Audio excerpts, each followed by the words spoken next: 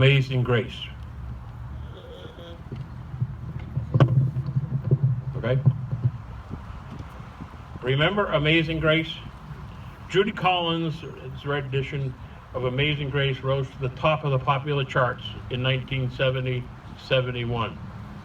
Years later, she wrote, "The song has the power to transform and heal." Thank you, Dolly, distinguished guests. Special thanks to Linda, Missy, Sarah, Dolly, and all the ladies of the Otway Burns chapter of the Daughters of the American Revolution, who worked for over 3 years to bring the Vietnam Memorial Wall to here to Morehead City on this Memorial Day weekend as part of our commemoration of the 50th anniversary of the Vietnam War. I'm honored to join my fellow veterans today as we remember the more than 58,000 men and women from all 50 states, the District of Columbia, Puerto Rico, the Virgin Islands, Guam, American Samoa, and the men from other nations, Ireland, Canada, England, and many more.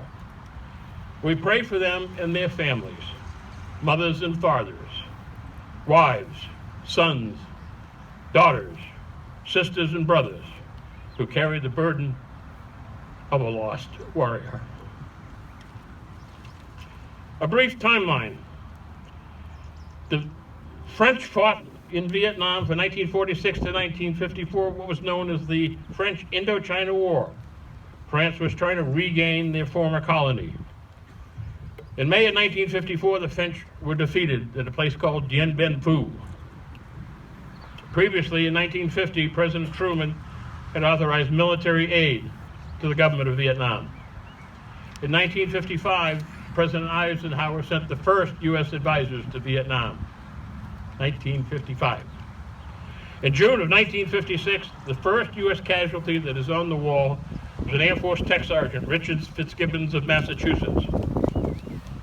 Years later, his son, 21-year-old Lance Corporal Fitzgibbons, 1st Battalion, 1st of the 4th Battalion Marines, 1st Battalion, 4th Marines, was killed in action September 7, 1965.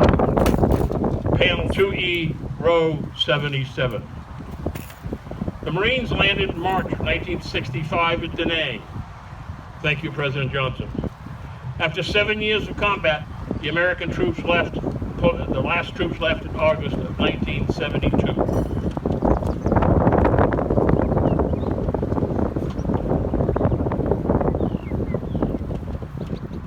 A few statistics. Over 3.5 million military men and women served during the Vietnam era in Southeast Asia. 2.5 million men and women served in Vietnam 1965-1973. 1,600 are still MIA. Over 58,000 were killed, more than half of them under age 22. 303,000 were wounded. Again, all 50 states were represented: Puerto Rico, District of Columbia, the Virgin Islands, Guam, and American Samoa. There are 8 women nurses on the wall. There are over 2,000 corpsmen and medics. Helicopter pilots are over 2,200 on the wall, plus crew members, 2,700. Almost 5,000 helicopter crewmen altogether on the wall.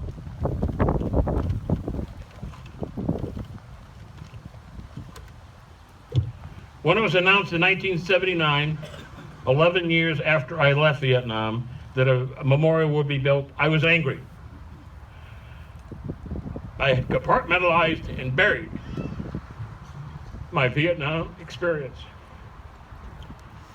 The nightmares and the sleepless nights returned. The dedication of the wall in 1982 is still a very vivid memory. I sat at the end of our bed and cried as I watched the dedication on TV. My wife tried to comfort me, and our young children asked Mommy, "What's wrong with Daddy?" It took almost 15 years before I had the guts to go to the wall. One summer sunrise, I went with my wife, who has helped me through many years of the dark times during our 48 years of marriage. It was a very emotional visit. The polished granite from India was like a gash in the earth. The silence like a cemetery. Afterwards, I felt guilty that I had lived while others had died. They call it survivor's guilt. Then I came to realize that it was God's grace that I lived, and I should be thankful and try to help others and have some purpose in my life, if only in a very small way. Nothing like the young chopper pilots who flew into the LZs and dropped you off, then came back with ammo and water, then came back full of holes, with the choppers full of holes, and evacuated the wounded.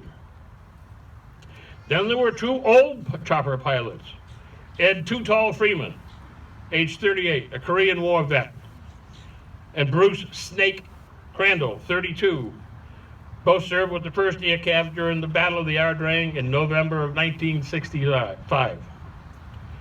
The Ardrang battle was one of the first pitched battles of the Viet Nam War with the U.S. Army versus the NBA. The ground commander closed the landing zone due to intense direct NBA fire. But Too Tall and Snake each flew 14 more missions after the LZ was closed, extracting 75 more wounded. They kept those names off the wall that day. As it was, the Ardrang battle cost over 300 American lives and another 540 American wounded. 4 choppers were shot down in that battle. Then there were the infantry riflemen who would charge across a rice paddy through a barrage of AK fire to rescue a wounded squad member. One of those, 19-year-old Private First Class Gary Martini from Virginia, was a platoon member involved in Operation Union in Bon Son. His platoon assaulted across the open paddy with 20 meters of the enemy. They were suddenly struck by mortars and automatic weapons, hand grenades and small arms fire. 14 Marines were killed and 18 wounded. The remainder of the platoon hunkered down behind a low paddy dike. Martini immediately crawled over the dike to a forward open area within 15 meters of the enemy position. He hurled hand grenades, killing several NVA. Then he crawled back through the fire and rejoined his platoon in the trench line. From his position, he saw several wounded Marines in the rice paddy. Although he knew one Marine had already been killed trying to rescue the wounded, he raced through the open area and dragged a comrade back to the friendly position. Though wounded, he did it again.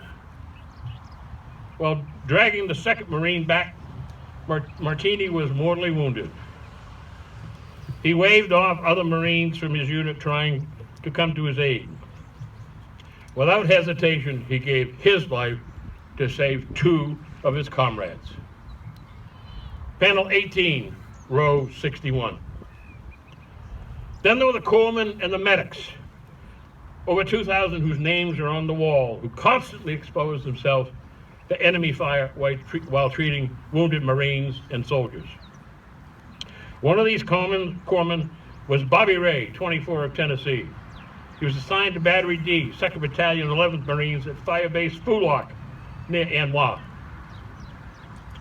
On March 19, 1969, they were attacked during the night by a battalion-sized NVA force supported by mortars and rockets. The NVA breached the wire and caused many casualties. Ray moved from position to position, giving emergency medical aid to the wounded. Even though he himself was seriously wounded, he refused medical aid. While bandaging a Marine, he was attacked by 2 NVA. He killed one and wounded the other. He continued firing until he ran out of ammo and bled out. Before he died, he protected the Marine he was treating with his body and as a grenade landed nearby. Panel 29, W, row 82. The heroic deeds of these men were repeated time and time again across Vietnam and across the fence. The gallantry and compassion displayed by the names on this wall match any in American history. The compassion of the American military is unmatched in the world. Not only the compassion to their comrades in arms, but to the innocent civilians caught up in the conflict. Many off-duty corpsmen went into hostile villages with scant protection to give medical care to women and children while their men were in the hills planning the next attack. There was even a squadron who donated time and their own money to build and operate an orphanage. Of course, some of the supplies came from the chow hall and the local engineering stockpiles. These are some of the good memories that I reflect on at this traveling wall. And perhaps today you can gain similar comfort while you visit the wall. Pray not only for the fallen who suffer no more, but also for their families who endured 50 years without them. And a final prayer for our national leaders as they wrestle with today's problems. Pray that our leaders remember the lessons learned from Vietnam. Only go to war when all else fails. Only go with a clear objective. Go with the support of the American people, and above all else, go to win. As Daniel Webster wrote,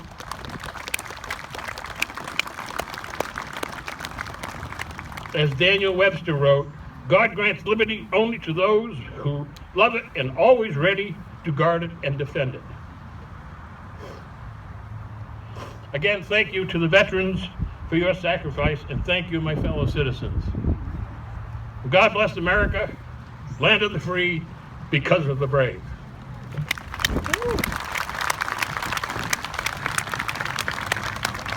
Thank you.